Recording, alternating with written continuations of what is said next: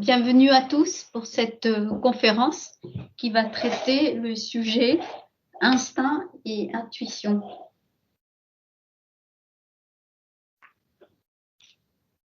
Ces conférences ont lieu dans le cadre des activités que propose la Loge Unie des Théosophes. Pour l'instant, les conférences sont en ligne. En attendant que nous puissions reprendre ces activités en présentiel à Paris, au 11 bis rue Kepler.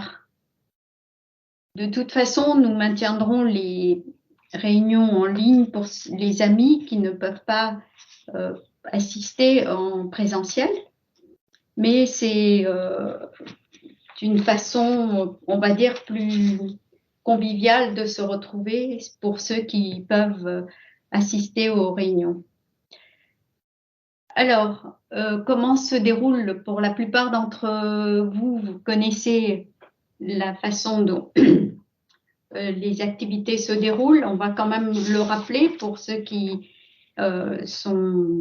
arrivent et qui se joignent à nous et pour qui c'est la première fois.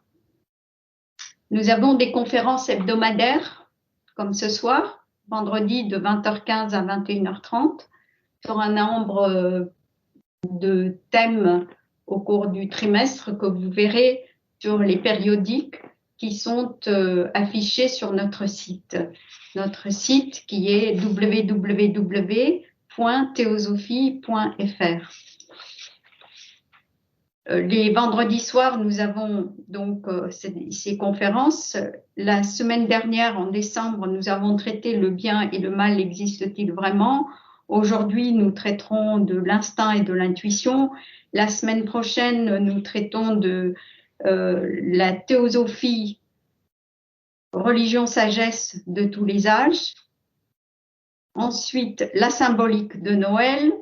Puis, le 30 décembre, le sens sacré dans la vie contemporaine. Donc, quand on voit tous ces sujets, on voit qu'il y a une forte, on va dire, impact, préoccupation à la fois philosophique, à la fois religieuse, à la fois scientifique et à la fois de la vie spirituelle pratiquée aujourd'hui dans la vie quotidienne et qui pourrait répondre aux besoins de notre humanité et de nos propres besoins aussi, bien entendu, dans la vie de tous les jours en tant qu'être moderne. L'idée de parler d'une religion sagesse, on le verra, est aussi ancrée dans cette notion importante qui est la religion sagesse de tous les âges. Et c'est un point important parce que la théosophie se dit et se veut, et il y a de nombreuses activités qui vont dans ce sens, et les écrits l'expliquent bien. La théosophie se veut une religion, et non pas une religion, mais se veut être religion, science, philosophie, sagesse. Alors c'est très prétentieux, pourrait-on dire, mais si on regarde les idées qui sont au fondement même de cette philosophie, on verra que elle recouvre les grands thèmes qu'abordent toutes les religions. Elle donne les principes universels qui sous-tendent toutes les religions, la fraternité universelle, l'unité de l'humanité, de toute l'humanité, en tant que, on va dire, grande famille humaine qui évolue ensemble sur cette terre, la nécessité de la bienveillance et de l'altruisme qui vont aboutir au niveau plus spirituel à la compassion, et aussi cette idée très importante de karma et de réincarnation. Un autre point important, c'est l'idée des cycles, le fait que ces univers apparaissent et sont résorbés. Alors on peut se demander par qui et par quoi. La théosophie postule un principe, une réalité, un principe divin sur lequel toute spéculation est inutile. On ne peut qu'essayer de comprendre cette idée et cette réalité est partout présente. Donc c'est un point important aussi pour montrer que on ne prétend pas être détenteur d'une religion ou d'une philosophie privilégiée, mais que c'est au contraire ce qui serait la source de toutes les religions. Et nous sommes des étudiants. Et donc, au lieu de donner l'apparence d'une certaine prétention, on va plutôt dire ce que cette idée nous encourage à avoir, c'est surtout une grande humilité parce que nous abordons cette religion sagesse avec donc en tant qu'étudiant en essayant de comprendre des choses qui nous dépassent et cette métaphysique, mais sur lequel d'autres êtres un peu plus avancés ont légué des écrits. Après cette approche très universelle, nous avons des réunions d'études sur le mercredi sur des ouvrages qui ont trait à la vie intérieure, à la vie spirituelle et aussi aux principes que nous avons numérés en tant que corps d'enseignement. Alors encore une fois, il ne s'agit pas d'une invention, mais de reprendre les idées principales qui sous-tendent les religions et que l'on peut retrouver par observation et expérience dans sa propre vie et dans la vie moderne.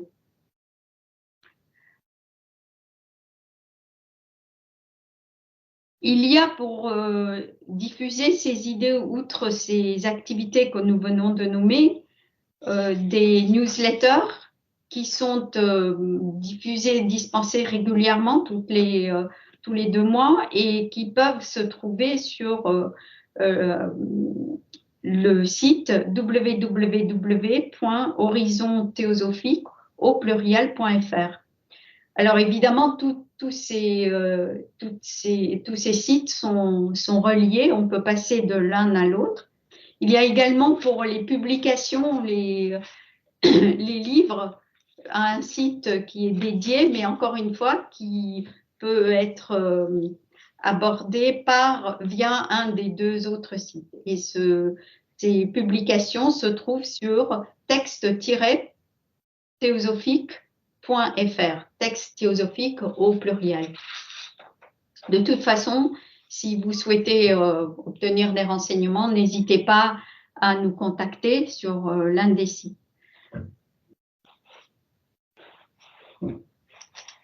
Il y a également des cycles d'études par correspondance, soit par mail, soit par courriel. Et puis, d'autres activités comme le samedi 2 fois par mois sur la doctrine secrète. C'est une étude un petit peu plus, on va dire, plus ardue, mais qui reste néanmoins intéressante.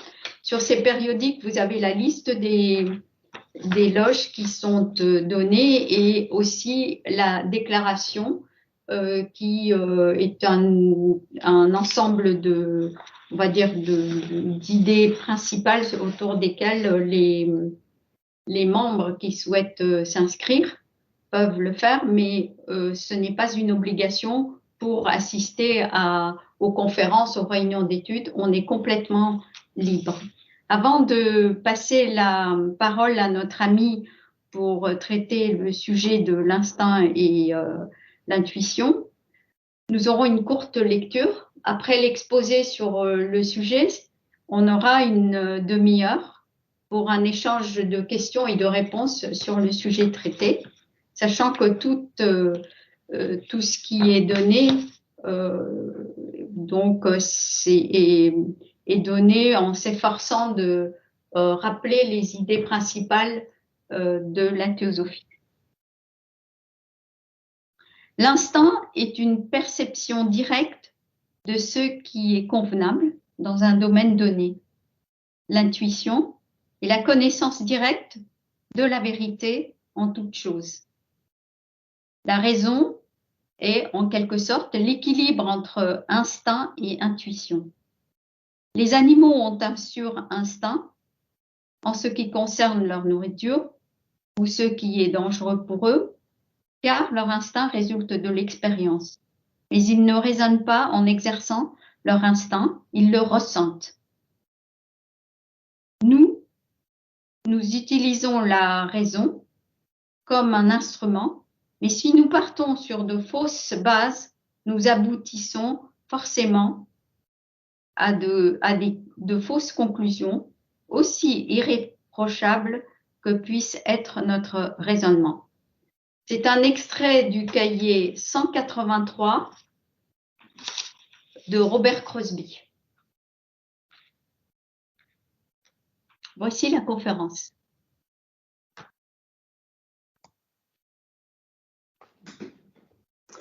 Amis, ce cahier théosophique 183 dresse vraiment un panorama très précis et profond de cette idée de l'instinct et de l'intuition. On a eu déjà quelques définitions qui vont être un peu développées, poussées, et puis dans cet exposé, on va essayer d'aborder plus profondément d'où vient cet instinct, d'où vient cette intuition, quel lien on va faire entre l'homme et le reste de la nature, en particulier les animaux. Pour cela, on va s'appuyer sur à la fois cet article, mais aussi des passages extraits d'Isis dévoilée, où Madame Blavatsky traite longuement de ce sujet. Et puis aussi, on va s'inspirer de Les animaux ont-ils une âme pour mieux comprendre la différence entre le règne animal et puis le règne humain. Et ce qui anime finalement toute cette vie autour de nous à travers cet instinct et cette intuition. Alors, commençons par l'instinct. L'instinct, d'ailleurs, qu'on mélange souvent avec intuition dans la vie de tous les jours, parce que on peut faire quelque chose instinctivement. Par exemple, il y a une voiture qui arrive très vite et puis on s'écarte au dernier moment. On a fait ça instinctivement, on n'a peut-être même pas eu conscience de le faire. Ça s'est fait en une fraction de seconde. Mais ça peut être aussi, on sent qu'il y a un danger quelque part et on a l'instinct qu'il ne faudrait peut-être pas y aller. L'intuition, ça peut être aussi arriver dans un lieu et puis trouver qu'il y a une ambiance bizarre. On ressent intuitivement, c'est-à-dire sans pouvoir l'expliquer, peut-être des tensions ou quelque chose de particulier. Cette intuition, ça peut être aussi de se projeter dans l'avenir, un événement peut-être à venir, et de sentir que ça va fonctionner ou au contraire que ça ne marchera pas. Donc on mélange parce que, quand on le verra tout à l'heure, l'instinct et l'intuition sont très très proches, et d'ailleurs, en théosophie, on parle parfois d'instinct spirituel pour parler d'intuition. Alors, pour ce qui est de l'instinct, il y a une définition dans le Petit Larousse qui nous dit que ce mot vient du latin instinctus, qui veut dire impulsion, ou d'un verbe qui est instinguere, pousser. Donc, c'est une sorte d'impulsion qui est à l'état latent, on pourrait dire, inhérent, propre à tout être, toute forme de vie, en tout cas, comme on va le voir tout à l'heure, et qui pousse à faire quelque chose. On a entendu dans la lecture, par exemple, que des animaux vont peut-être choisir des plantes ou une nourriture qui leur convient et laisser de côté celles qu'ils sentent comme instinctivement mauvaises pour eux ou pas intéressantes peut-être. Alors on définit cet instinct comme étant la totalité ou la partie héréditaire et innée des comportements, des tendances comportementales des mécanismes physiologiques sous-jacents des animaux. Donc, on met plutôt l'instinct côté animal. Ce sont les propriétés primitives de l'organisme qui sont finalement la base de ce qu'on appelle l'inné, le préformé, et qui s'oppose à ce qui est acquis. Donc, on comprend bien qu'on naît avec un instinct. Un animal naît dès sa naissance, d'ailleurs, le poussin dans son œuf sait comment casser la coquille et en sortir. Donc, il y a un instinct qui est déjà présent. Et ça ne changera pas le fait qu'après, dans sa vie d'oiseau, il va apprendre des choses et il va acquérir de l'expérience. Alors, cet instinct, c'est ce qu'on peut observer comme étant l'aspect réflexe, on pourrait dire, des actions dans la nature. On peut donner comme expression ou comme exemple celui, par exemple, des abeilles qui savent faire des rayons avec des alvéoles avec des géométries absolument parfaites, toujours identiques, et toujours les mêmes en fonction de l'espèce des abeilles. Il y a aussi toutes les sociétés de fourmis, de termites, etc., qui sont très élaborées et qui existent encore de nos jours parce qu'il y a un instinct derrière avec une sorte d'intelligence qui permet de maintenir vivante cette vie animale, ces sociétés animales, mais même chez des animaux qui sont peut-être solitaires, il y a toujours un instinct présent. Et d'ailleurs, cet instinct, on pourrait sans doute le relier à ce qu'on appelle dans l'homme, mais aussi dans les animaux, le cerveau reptilien. Alors, ce cerveau reptilien il semble exister, d'après les scientifiques, depuis plus de 500 millions d'années, pour ce qui concerne les animaux, parce qu'il faut un cerveau, bien entendu. Et c'est ce qui permet à la fois de maintenir en bon fonctionnement les organes vitaux, le cœur, les poumons, etc., pour les formes qui en ont, bien entendu, mais aussi qui constitue l'instinct de survie. Alors c'est important parce que l'homme aussi possède cet instinct de survie de manière très forte et toute la vie fonctionne sur cet instinct qui est inhérent et donc ça veut dire qui fait partie intrinsèquement de la vie et qui peut s'exprimer alors de façon différente. Dans la vie animale, c'est ce qui va soutenir dès le début le modèle de vie et d'expérimentation. Dans l'homme, c'est l'aspect dans une partie seulement du cerveau de tout ce qui est finalement relié à tout le passé de l'évolution et qui permet à l'homme aussi d'être comme un animal, même s'il est différent, bien entendu, mais un animal avec ses instincts et ses capacités qui sont inscrites en lui. Alors, il semble que ce cerveau ait une mémoire assez courte et qui ne permette pas tellement l'acquisition. En revanche, il permet de reproduire aux mêmes situations, de reproduire les mêmes comportements. Dans ce qui concerne l'intuition, alors en théosophie, on va plutôt l'utiliser pour l'homme, l'être humain. Alors ce mot viendrait du latin intuitio, ou intuitio, la vue, le regard, qui est dérivé de intuere, regarder attentivement. Et ça va nous éclairer aussi dans cet exposé sur vraiment le sens réel et profond de cette intuition. Alors, la définition, c'est un sentiment instinctif d'un événement à venir, mais aussi la connaissance directe et immédiate de la vérité sans l'aide du raisonnement. Alors, c'est important parce que là, on arrive dans les qualités ou les capacités propres à l'humain, qu'on ne retrouve pas forcément dans le règne animal, et encore moins bien sûr dans les autres règnes. Et cette intuition, c'est ce que la théosophie essaye d'inviter chacun de nous à développer pour reprendre contact ou développer ce contact avec notre centre profond, avec la réalité profonde qui est en nous.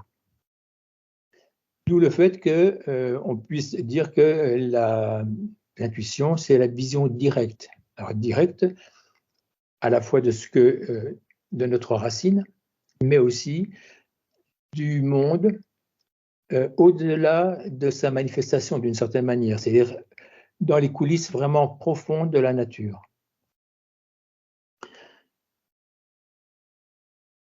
On nous dit aussi que cette intuition supérieure, qui est acquise par la théosophia, certains hommes ont pu percevoir, grâce à elle, les choses du domaine intérieur ou invisible. Donc c'est la vraie connaissance, la contemplation abstraite et divine.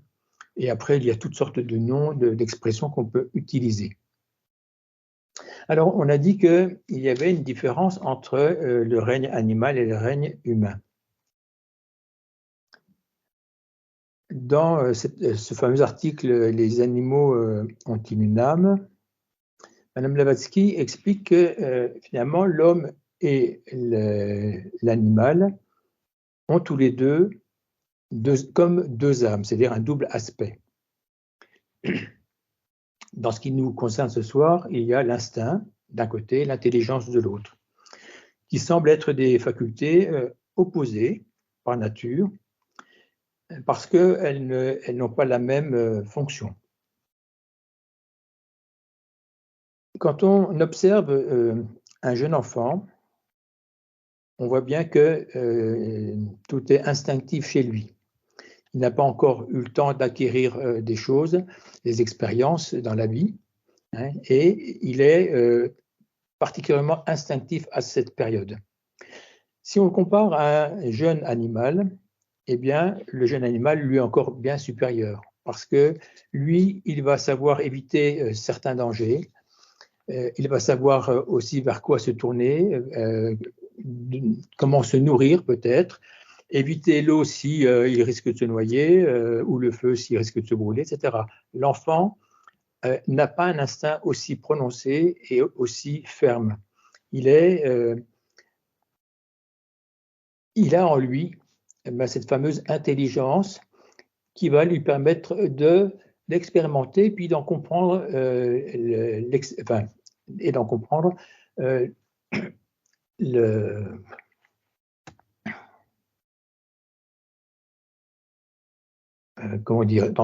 de comprendre les lois et tout ce qui tourne autour des expériences qu'il fait. Donc, il va utiliser son intelligence différemment de l'animal. Ce qui ne veut pas dire que l'animal n'a pas de capacité similaire, mais ça veut dire que finalement, l'animal, il a tout le même domaine, on pourrait dire, psychique, physique, vital que l'homme. Il a une intelligence qui est de plus en plus proche de celle de l'homme au fur et à mesure qu'on s'élève dans les règnes animaux, mais il n'a pas cette capacité de recul, de conscience de lui-même, d'abstraction, etc. Ça, c'est latent en lui, alors que c'est présent dans l'homme. Alors ça change les choses parce que cette intuition, c'est justement quelque chose qui est propre à l'homme avec sa capacité de penser. Et on voit à ce moment-là que l'enfant, lorsqu'il va grandir, va développer justement cette capacité, va se manifester peut-être sous la forme de raison, de ce qu'on appelle la raison, c'est-à-dire le penseur avec son cerveau qui va mémoriser, analyser, décortiquer, chercher à comprendre. Et cette raison va se trouver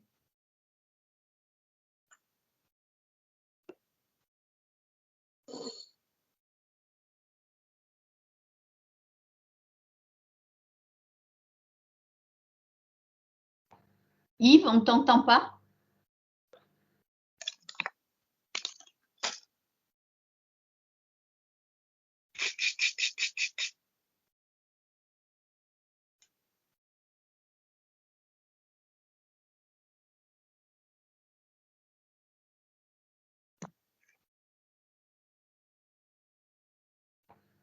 Yves, on ne t'entend plus?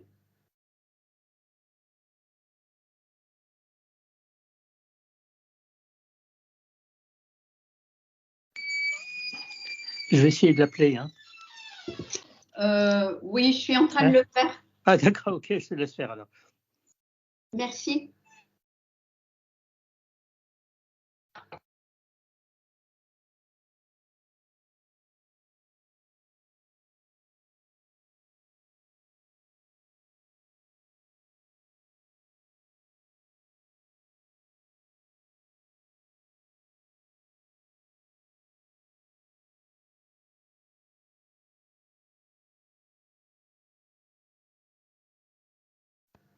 Un tout petit peu de patience, il revient.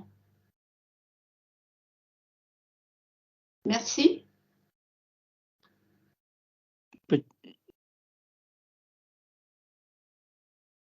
Petite coupure réseau, probablement.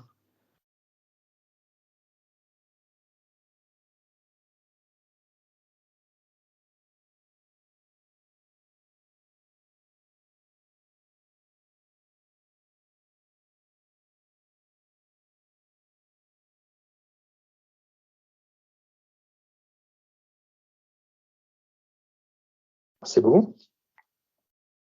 Voilà. Vous m'entendez là? Oui, on t'entend. Ok, excusez-moi, problème de réseau. Donc, tu en étais à la raison et après, on n'a plus entendu. Voilà.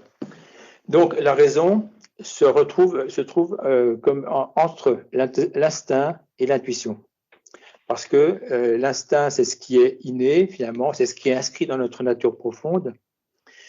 Et l'intuition, c'est ce qui va au-delà de la raison. La raison étant notre capacité de penser, d'organiser les choses, de faire des abstractions, d'apprendre des concepts, et puis d'engranger des expériences et de comprendre finalement la vie autour de nous.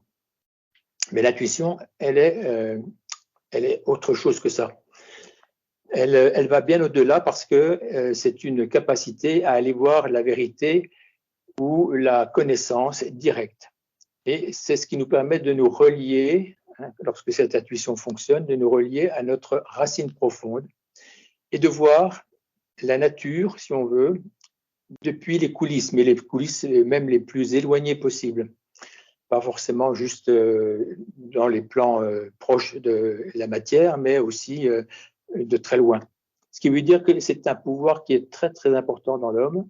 Et la théosophie nous invite vraiment chacun à essayer de développer cet aspect en nous, puisqu'il est présent. C'est un pouvoir ou une capacité que nous avons, mais que nous ne voyons pas forcément ou que nous ne savons pas utiliser. Alors ça, c'est pour l'homme ordinaire, bien entendu, hein, c'est une généralité. Alors, dans une citation de Plotin, qui était élève d'Ammonius Saccas, il dit que cette gnose secrète, ou cette connaissance de la théosophie, a 3 degrés. D'une part, il y a l'opinion, qui s'acquiert par la sensation, les perceptions, c'est-à-dire l'expérience, qu'on pourrait relier aussi à tout ce qui concerne les conditions de connaissance par les sens et l'intuition ou l'instinct, si on veut. Il y a en deuxième la science, qui se développe ou s'atteint par la dialectique. C'est aussi tout ce qui concerne la connaissance rationnelle, d'une certaine manière, ou conceptuelle. D'où la raison dont on parlait tout de suite.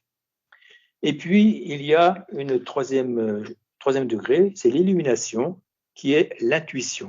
Cette intuition à laquelle la raison est subordonnée, car l'intuition est la connaissance absolue fondée sur l'identification du mental avec l'objet connu. on pourrait dire que c'est ce qui permet d'appréhender l'infini et d'appréhender finalement ce qui est au-delà du visible et de ce qui se manifeste à nous en temps normal. Alors, on a parlé souvent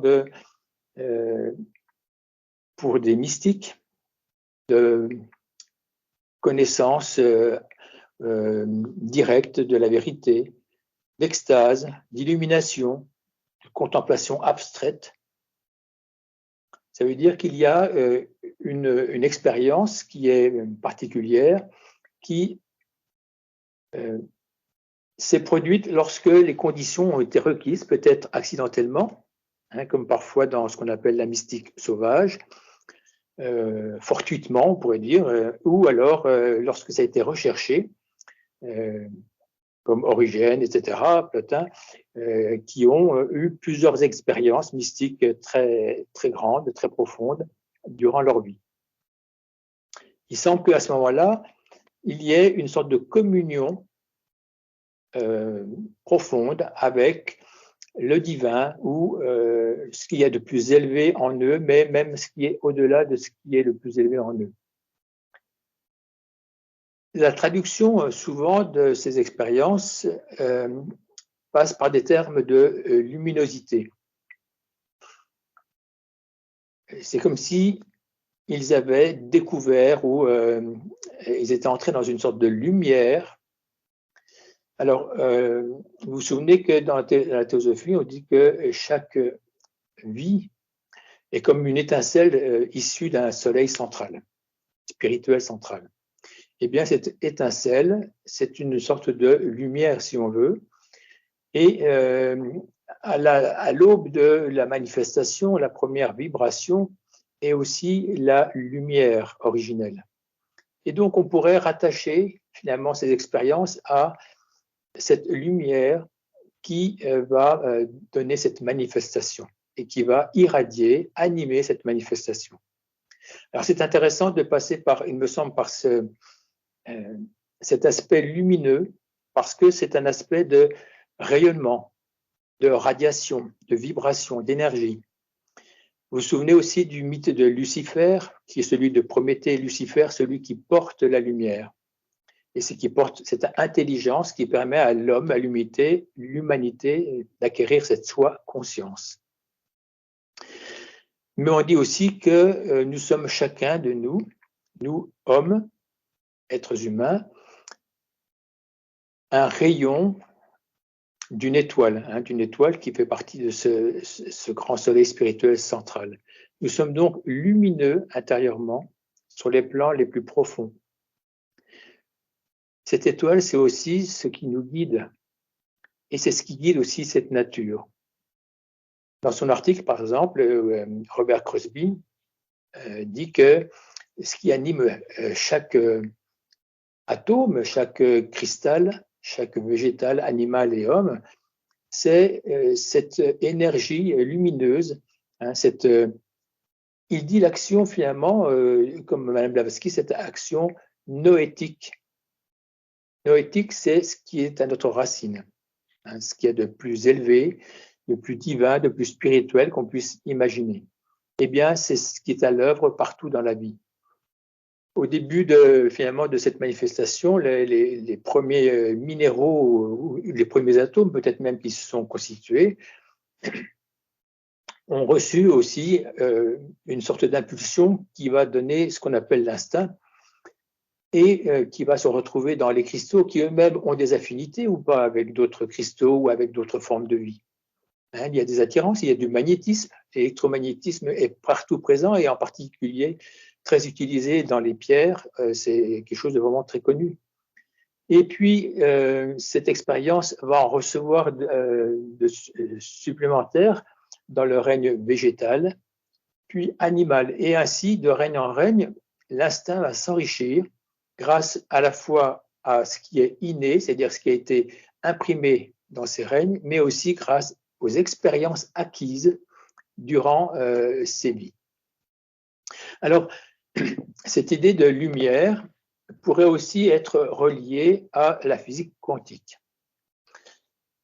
la physique quantique nous dit qu'il n'y a pas de matière véritable au sens habituel du terme, même si on voit une pierre, qu'elle est très dure, bien sûr on va se faire mal si on la cogne, mais elle est constituée d'éléments qui sont comme des centres d'énergie, et qu'on pourrait peut-être dire des centres lumineux, mais qui forment finalement une sorte de densité propre alors, au minéral, mais propre à chaque cellule, propre à chaque atome.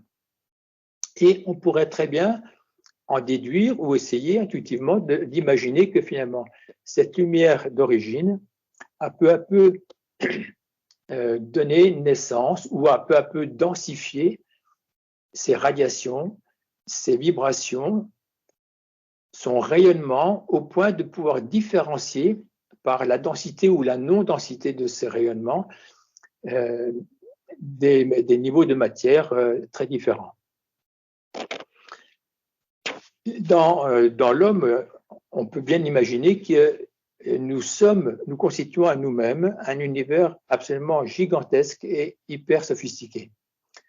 Parce que chaque cellule de notre corps a sa propre impulsion, qui est une impulsion noétique, c'est-à-dire qui est animée par l'impulsion d'origine d'où elle vient, et qui est cette impulsion spirituelle et d'énergie électromagnétique qui la fait vibrer, vivre. Et ces cellules vont constituer des organes spécialisés, et l'ensemble de tous ces organes, finalement, va constituer l'être humain. Et pourtant, nous avons la conscience d'une conscience qui est la nôtre. Nous n'avons pas la conscience de toutes ces cellules, de ces formes de vie, qui pourtant reçoivent une impulsion noétique, c'est-à-dire spirituelle, tout en étant influencées donc de l'intérieur, bien entendu, tout en recevant par l'extérieur, c'est-à-dire par nous-mêmes, une impulsion psychique, action psychique. Et donc, il y a une double intervention, on pourrait dire, dans tout notre être, qui est à la fois celle prévue par la nature, avec ses propres programmes, ses propres impulsions, mais aussi ce que les expériences vont pouvoir apporter. Et on voit là la responsabilité de l'homme, parce que nous sommes finalement responsables de tout ce qui se passe dans notre être, parce que nous ne sommes pas juste notre conscience, qui bien entendu est une conscience individualisée, ce qui n'existe pas dans tout le reste de notre corps, mais en même temps, cette conscience, elle n'est pas isolée quelque part, elle anime aussi tout le reste de nos vies, et donc ces vies dépendent de la façon dont nous allons mener cette vie, avec nos aspirations ou nos manques d'aspiration, etc. Alors c'était un petit passage par le côté lumineux, parce que finalement, nous sommes constitués de toutes ces énergies lumineuses, de ces vibrations, de cette électricité magnétique aussi, qui a permis, c'est la force de l'esprit sur la matière, et c'est ce qui a permis finalement l'apparition de toute cette diversité de vie. L'intuition, donc, est une qualité ou on pourrait dire une propriété, un pouvoir qui est vraiment attribué à l'homme particulièrement, parce qu'à partir du moment où il a acquis cette conscience, soit consciente, eh bien, il va lui-même participer aussi à son évolution, parce que maintenant, il n'est plus suffisamment soutenu par l'instinct de toute la vie autour de lui, mais il a besoin maintenant de construire et de participer lui-même à cette évolution et à ces progrès.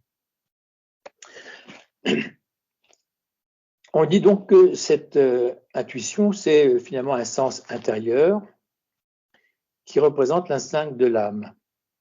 Et cet instinct croît en nous si nous l'utilisons. Cette intuition, c'est ce qui permet de faire jaillir une connaissance. Alors, Madame Blavatsky donne comme exemple celui d'Archimède, qui était dans sa baignoire et puis d'un seul coup, pof, il a compris l'idée de, je ne sais plus, de la pression, je ne sais plus ce que c'était, ou Newton avec la pesanteur, donc l'attraction, la répulsion, etc.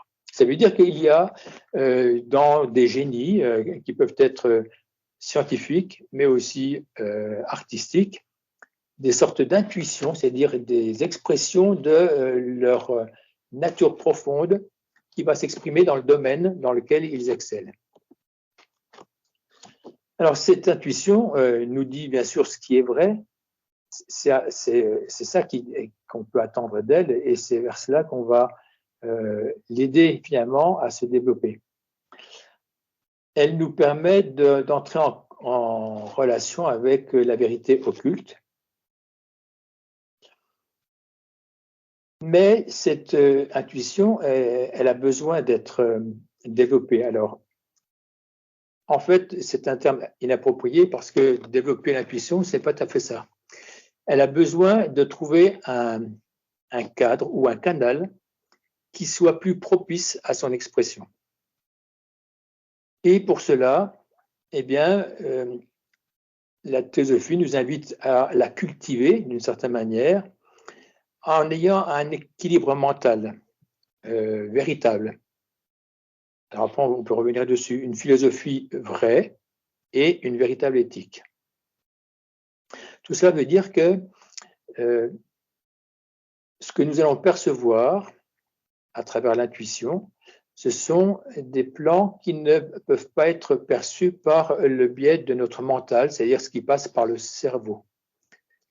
Donc, le cerveau, il a besoin qu'on lui donne un champ d'expression plus large, qu'il sorte de tout ce qu'il a conditionné, les doutes, les préjugés, les idées préconçues, tout ce qui est intellectuel, parce que des personnes hautement intellectuelles, brillantes, peuvent avoir complètement fermé leur sens intuitif parce qu'elles fonctionnent essentiellement par le biais du mental, hein, de quelque chose qui est vraiment cérébral et intellectuel.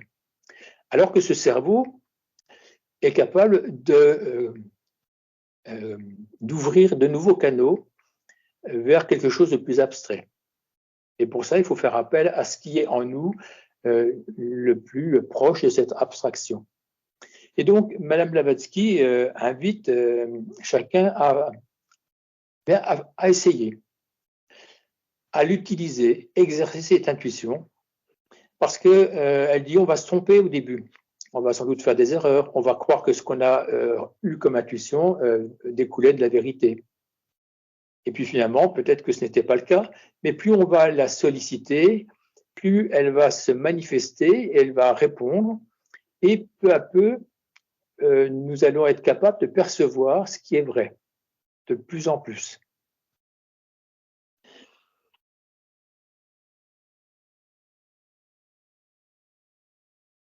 Il y a d'autres pistes qui sont données aussi. Alors là, c'est citation des Grecs, hein, qui disaient que par la méditation, la connaissance de soi-même et la discipline intellectuelle, l'âme peut s'élever à la vision de la vérité, de la bonté, de la beauté universelle, c'est-à-dire la vision de Dieu. Et que pour arriver à ce stade-là, eh bien, il faut développer la contemplation de soi, la chasteté parfaite et la pureté du corps, pardon. Et à ce moment-là, l'homme va être en état de recevoir, de découvrir cette vraie connaissance qui va peu à peu jaillir en lui et qui va aussi l'amener à cette illumination profonde. Ce qui veut dire que pour découvrir cette intuition, la faire se manifester, eh bien, il faut purifier toute notre nature inférieure, bien entendu, ce qu'on appelle inférieure. Donc, c'est bien tout ce qui nous attache à la vie matérielle, des sens, à nos perceptions, c'est-à-dire essayer de reconsidérer les priorités, en quoi elles sont nécessaires, ces perceptions, en quoi nous devons nous attacher ou pas à ces sens.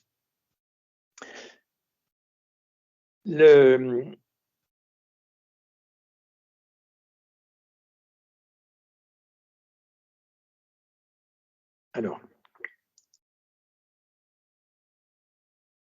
cette purification, finalement, elle va se faire à l'aide de l'altruisme, c'est-à-dire se tourner vers les autres. Madame Blavatsky nous dit aussi ailleurs que si on travaille pour soi, eh bien, ça ne va pas marcher. Tout ce qui nous attache à la vie extérieure, telle qu'elle, et si nous cherchons notre bonheur et notre illumination, d'une certaine manière, à travers la vie extérieure, ça ne fonctionnera pas. Donc, il faut abandonner tout ce qui nous attache à ces sens, à ces perceptions extérieures, mais aussi tout ce qui est du domaine des abstractions telles que pouvoir, connaissance, amour, joie, renommée, parce qu'elles sont encore égoïstes. Alors, on va arriver à la fin, juste quelques petites citations pour rester dans ce domaine.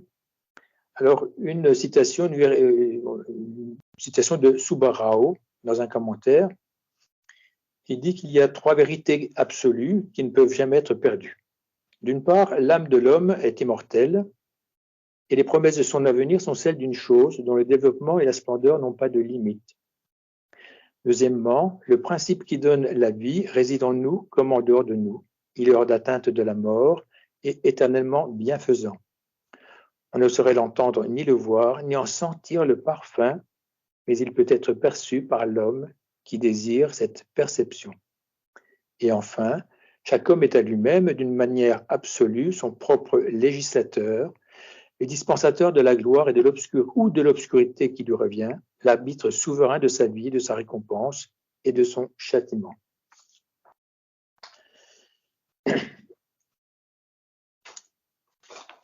Alors, avant de faire cette conclusion, nous pourrions revenir sur cette idée de lumière intérieure, lumière qui est celle de notre étoile, l'étoile dont on est le rayon. Nous arrivons à la fin de cette année, au solstice d'hiver, où les nuits sont plus longues que les jours, on l'a bien vu en ce moment. Nous arrivons à cette période de Noël avec ce symbole très puissant de la naissance, la renaissance, si on veut, du divin, mais aussi qui est la promesse dans l'homme, de cet homme nouveau qui développe tous ses pouvoirs et toutes ses potentialités. Peut-être qu'à la fin de cette année, nous pourrions nous attacher un peu plus à ce symbole de cette étoile qui nous guide, cette étoile qui est en nous, mais qui brille peut-être faiblement pour certains, peut-être plus chez d'autres, et qui devra par la suite devenir une flamme. Cette lumière, c'est aussi ce qui va réchauffer les cœurs, donc nous relier les uns aux autres par tout l'amour le plus désintéressé que nous sommes capables de manifester, par la pensée pour tous ceux qui sont en difficulté, mais aussi la pensée de joie pour la vie, qui est une opportunité pour avancer.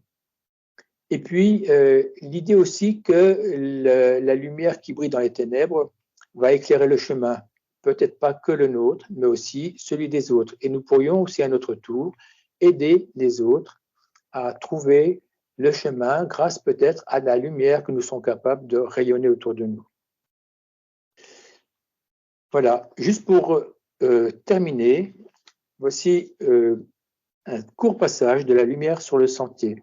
Et encore, c'est la lumière comme on le comprend bien. Donc, ce sont les aphorismes 9, 10, 11 et 12. Ne désire que ce qui est en toi. Ne désire que ce qui est au-delà de toi. Ne désire que ce qui est inaccessible, car en toi est la lumière du monde. La seule lumière qui puisse être répandue sur le sentier. Si tu es incapable de la percevoir en toi, il est inutile de la chercher ailleurs. Elle est au-delà de toi, car lorsque tu l'auras atteint, tu auras perdu ton soi. Elle est inaccessible parce qu'elle recule à jamais. Tu entreras dans la lumière, mais jamais tu ne toucheras la flamme. Merci.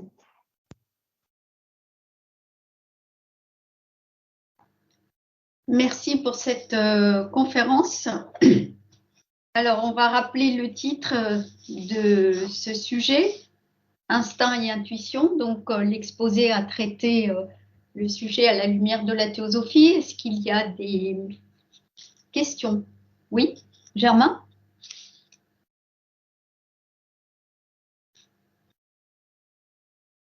Oui. Alors, comment comprendre que l'instinct des animaux et même des végétaux les amène à vivre en harmonie avec la nature, alors que l'instinct dans l'homme ne l'amène pas à orienter son mental vers l'intuition?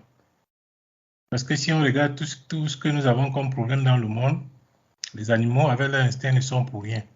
Est-ce que finalement, l'homme n'est pas en retard par rapport à ça, par rapport à l'animal?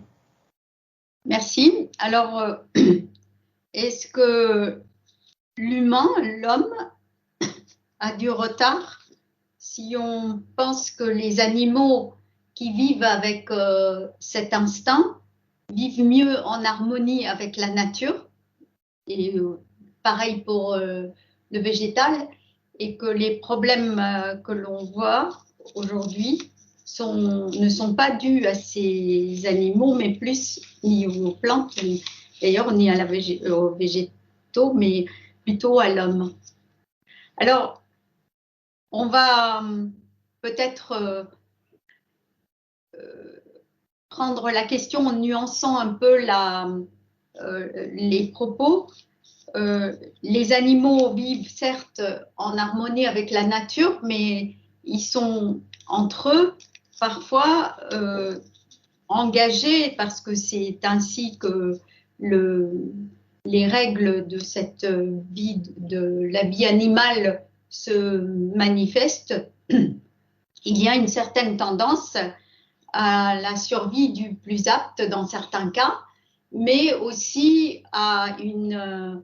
Peut-être, nous, on pourrait voir ça avec notre regard, on va dire, d'être qui a une certaine forme de justice intérieure, c'est qu'on voit que l'agneau n'a aucune chance en face d'un tigre ou d'un loup, c'est clair. Alors, il est vrai qu'il y a une certaine règle entre les animaux, même s'il y a beaucoup d'instincts. Et on a aussi, par ailleurs, des exemples d'animaux qui vivent avec et qui sont proches des hommes ou même dans leur environnement, qui ont manifesté ce sens de l'intuition, de l'instinct de manière assez extraordinaire, et l'homme doit l'apprendre. Certes, mais l'homme a certes montré aussi qu'il est capable d'être un homme altruiste et apporter beaucoup de, on va dire, faire beaucoup de bien et apporter beaucoup de bonheur à la nature et aussi à l'homme, à l'humanité, aux animaux, enfin l'ensemble de l'univers. Mais il peut aussi être par une absence de raisonnement sur les bonnes, avec les prémices qui étaient justes, comme on l'a entendu dans la lecture. Il fait des erreurs et il commet en fait des erreurs assez drastiques. Alors, comment se fait-il?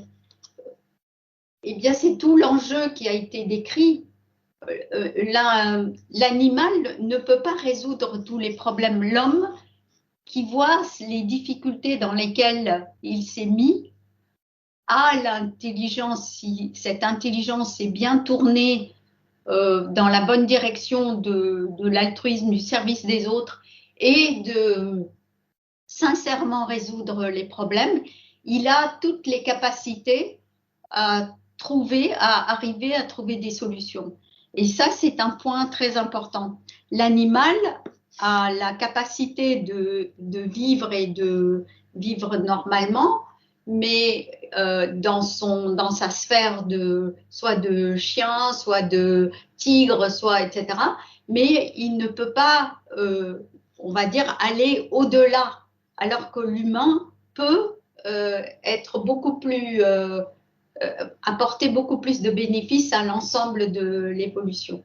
Alors, ça ne veut pas dire qu'il n'y ait pas d'exemple extraordinaire de loyauté, et on sait très bien que beaucoup de gens qui avaient une certaine ouverture d'esprit et un sens aiguisé de l'observation de la vie des animaux ont noté comment les animaux ont pu aider l'humain, ont aussi manifesté le sens de la loyauté des chiens ou des chevaux ou d'autres animaux, etc., envers l'homme, et comment ces animaux ont aussi réussi à percevoir des choses dans la nature avant un cataclysme.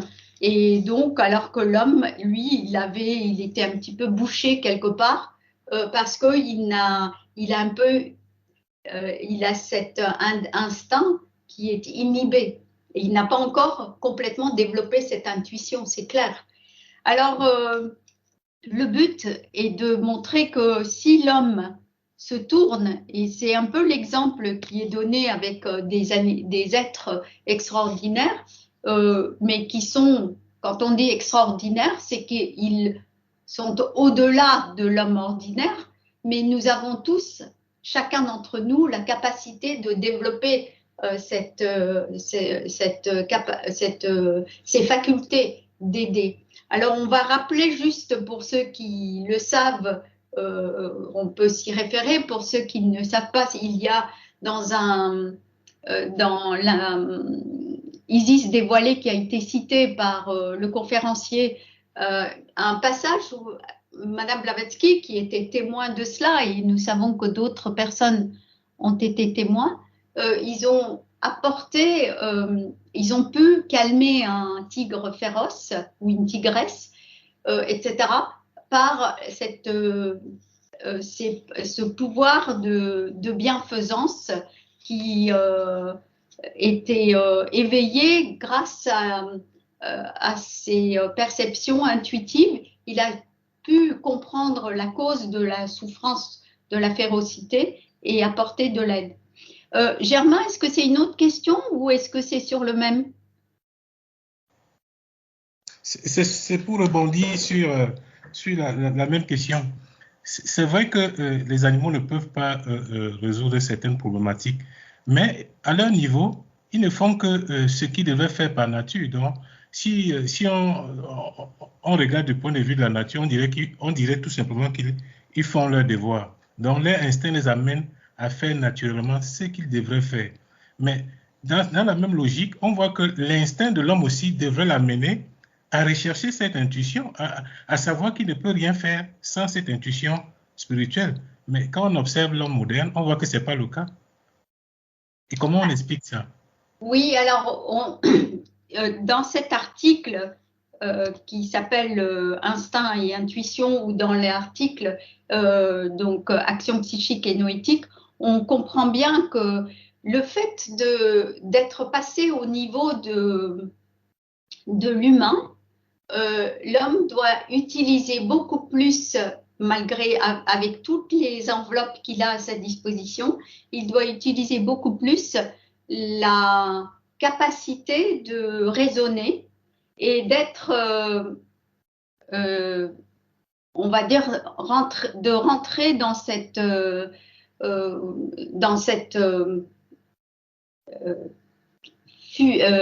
direction, tourner son regard vers ce qui l'unit. Et quand on parle de cela, on va donner juste quelques mots parce qu'il y a des questions en attente.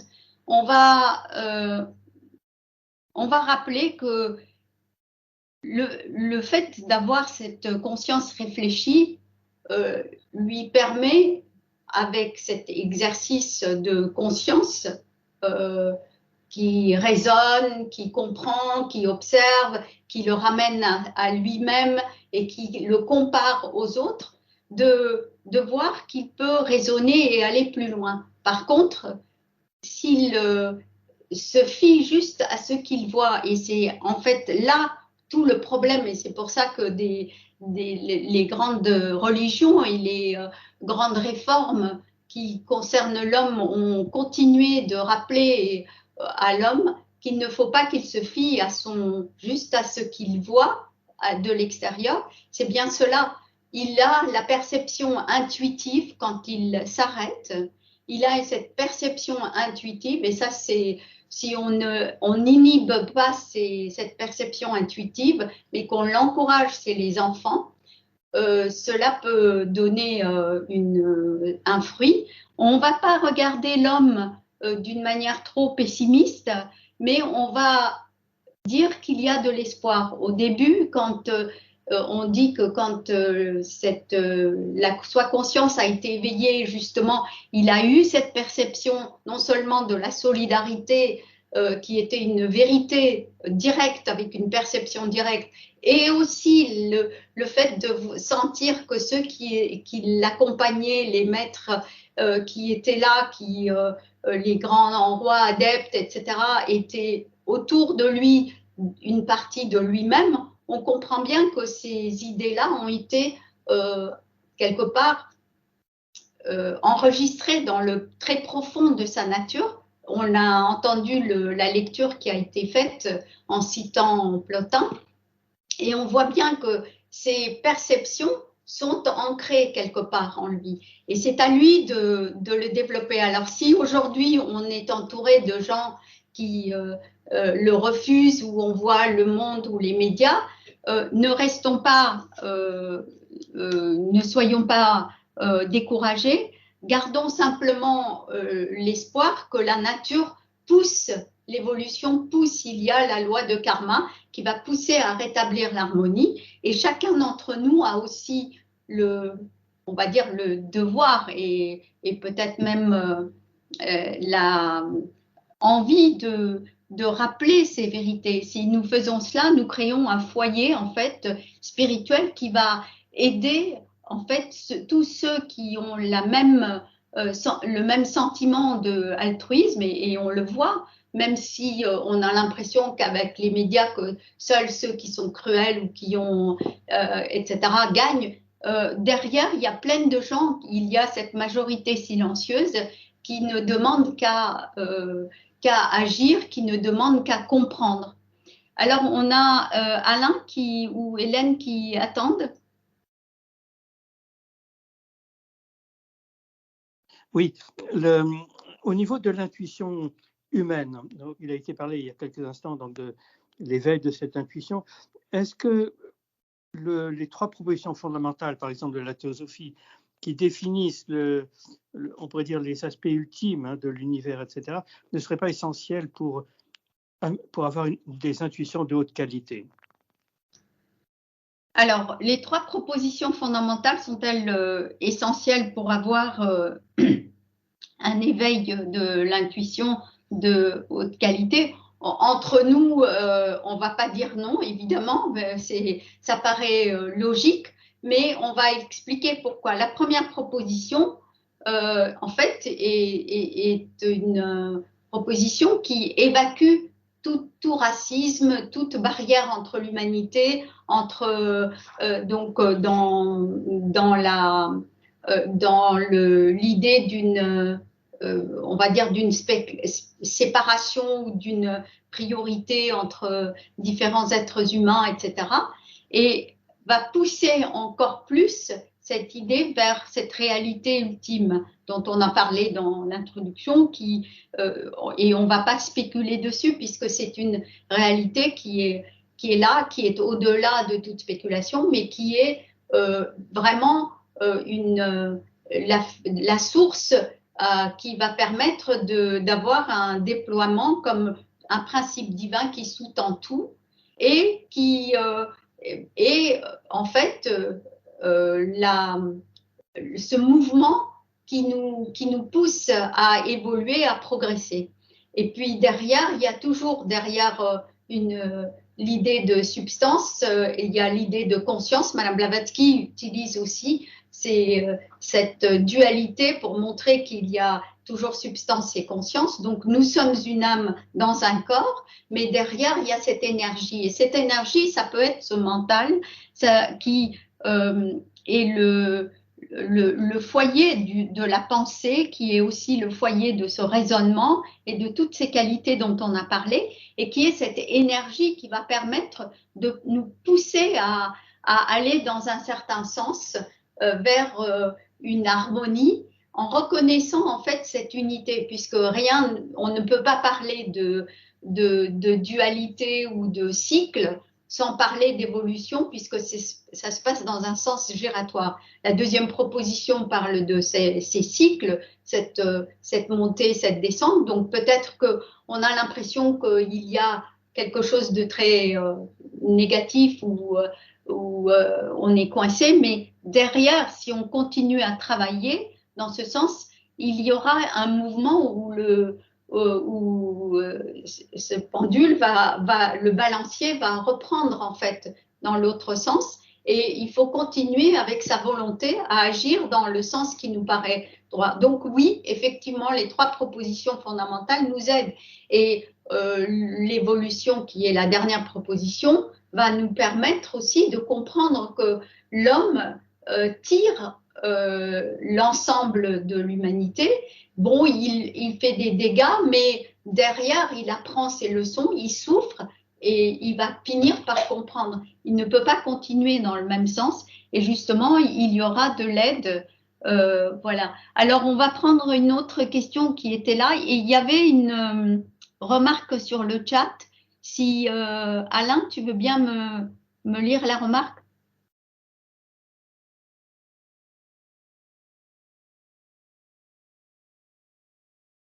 Enfin, il y avait une question ou une remarque sur le troisième œil et. Ah non, c'est pas moi alors, c'est une autre personne. Hein. Non, non, mais c'est pas toi. Ah d'accord. Je te demande juste de lire, si tu veux bien, pour m'aider. À quel endroit alors, excuse-moi? Dans le chat. J'ai vu passer oui, sur mon écran. D'accord, j'arrive tout de suite.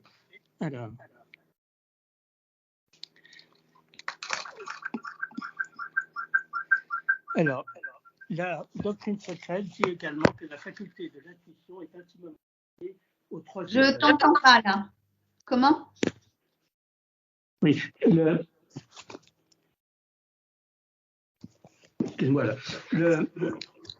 Il est dit dans la doctrine secrète que la faculté de l'intuition est intimement liée au troisième œil. Pourriez-vous nous dire brièvement ce que signifierait cette assertion? Oui, alors, donc la question, elle est basée sur un certain nombre il en est parlé aussi dans les articles qui ont été cités dans Raja Yoga Occultisme à propos de l'action psychique et noétique. On nous a parlé de la clairvoyance spirituelle. Le troisième œil dit Madame Blavatsky, est un peu un témoin qui montre que ce troisième œil, cette faculté, donc on a parlé de cette perception au moment de l'éveil de cette conscience réfléchie, de se voir à l'extérieur et de voir ce qu'il y avait aussi, de voir sa propre nature et de sentir comme une évidence cette solidarité. Ça fait partie de toutes les raisons pour lesquelles ce troisième œil a été en fonction. Et puis progressivement, au fur et à mesure que l'humain est, on va dire, attaché à son corps et à tout ce qui était matériel, il a fini par oublier cette racine, et puis on revient sur cet aspect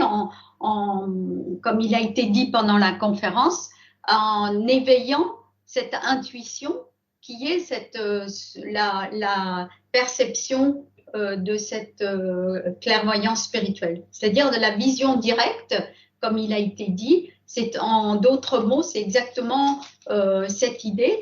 Et donc, quand il s'agissait de mystique, c'est une perception furtive, mais pour le sage et le maître de sagesse, il a non seulement une perception, mais il a une compréhension réelle des tenants et les aboutissants, et il va pouvoir utiliser cette faculté avec sa propre volonté. Alors, Vijaya, une question? Oui. Merci Alain. Oui, je voulais savoir si on arrive à la même chose quand on cultive la concentration et qu'on éveille justement le manas supérieur en relation avec Bouddhi pour accéder à des plans spirituels où on voit les vérités, où on voit l'enchaînement des causes et effets pour comprendre une situation. Et est-ce que c'est la même chose que, par exemple, quand on a des flashs d'intuition, et puis est-ce qu'il y a moyen de cultiver cette intuition pour qu'on atteigne la même chose, ou enfin, quelle relation entre les deux développements, concentration et intuition? Alors, est-ce que la concentration peut permettre de développer cette intuition? La réponse est, ça dépend quel type de concentration. Alors, évidemment, dans la question, il y avait un a priori favorable pour la concentration en tant que concentration méditative, généreux, comme il a été dit pendant la conférence, sur des idées très nobles. Et effectivement, la véritable concentration qui permet d'accéder à cette méditation spirituelle qui ne met pas de barrière et qui n'est pas, on va dire, sectaire. Il ne s'agit pas de se concentrer sur un Dieu ou un autre, mais sur le divin et qui est dans le fond de notre cœur, comme ce cœur qui est le foyer de cette on va dire, de cette, pas le cœur physique évidemment, mais comme un centre dans lequel notre véritable, on va dire, clairvoyance spirituelle a et cœur spirituel, vie spirituelle, est un, on va dire, comme un tremplin. Alors, ce sont des idées qui sont un peu peut-être abstraites, mais il ne s'agit pas de concentration sur juste un objet ou des choses comme ça. Il y a derrière toute non seulement une technique, mais aussi une étude qu'il faut avoir pour que le mental soit progressivement maîtrisé, qu'il n'y ait pas ce côté un peu comme les singes, qui vacille, qui saute de branche en branche, etc. Notre mental est un peu comme ça. Nous avons, dès qu'on veut se concentrer, il y a une multitude de raisons pour ne pas rester sur le même sujet, surtout si on prend un sujet spirituel. Et puis après, il y aura d'autres associations, etc. Et puis après, il y aura des désirs, il y aura, enfin après ou même pendant, etc. Donc l'individu doit concentrer son attention sur ce qui est le plus idéal, le plus élevé, en s'étant préparé dans la vie de tous les jours avec sa raison. Et c'est là où on rejoint cet article dont on a donné quelques extraits de Crosby, où la raison est là, est l'intermédiaire qui permet à l'homme rationnel, de monter jusqu'à cette intuition qui est enfouie en lui et qui est toujours présent quelque part. Donc, il suffit de l'éveiller. Et on nous a parlé de cette lumière. Cette lumière, elle est toujours présente. Elle est derrière les nuages, mais elle est toujours présente. Et la raison va nous servir d'échelle, de guide pour justement monter à ces niveaux. Donc, monter, ce sont des images, vous s'intériorisez, montez. Nous sommes une âme. Alors, simplement, cette idée semble banale, mais nous sommes une âme, nous sommes un être spirituel. Donc, dans cette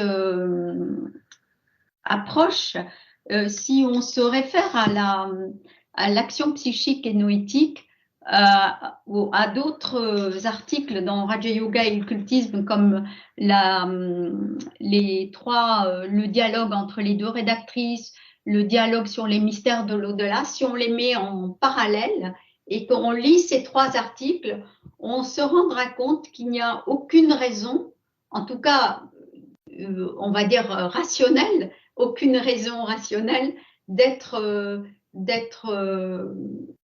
soit affolé, soit pessimiste.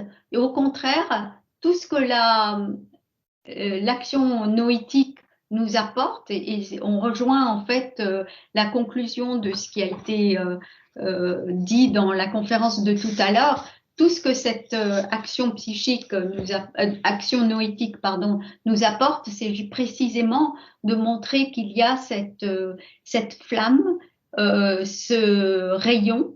Nous sommes ce rayon, et que derrière, quoi qu'il en soit, même si nous avons commis des erreurs dans le passé, etc., si aujourd'hui nous prenons conscience qu'il y a cette spiritualité en nous-mêmes, obligatoirement nous sommes unis à l'ensemble, et obligatoirement ce rayon ne peut pas être séparé de l'ensemble de cet éclat qui vient du soleil central.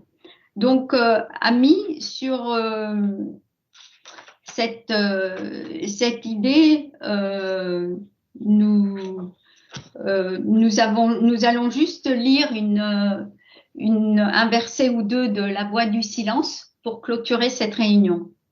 Regarde, tu es devenu la lumière, tu es devenu le son, tu es toi-même, tu es ton maître et ton Dieu. Tu es toi-même l'objet de ta quête, la voix ininterrompue qui résonne à travers les éternités, exempte de changement, de péché exempt, les 7 sons en un, la voix du silence. Om Tat Sat. Merci amis, alors rendez-vous à la semaine prochaine. Merci. Merci, bonne soirée. Merci, au revoir. Merci, bonne soirée. Merci, bonsoir.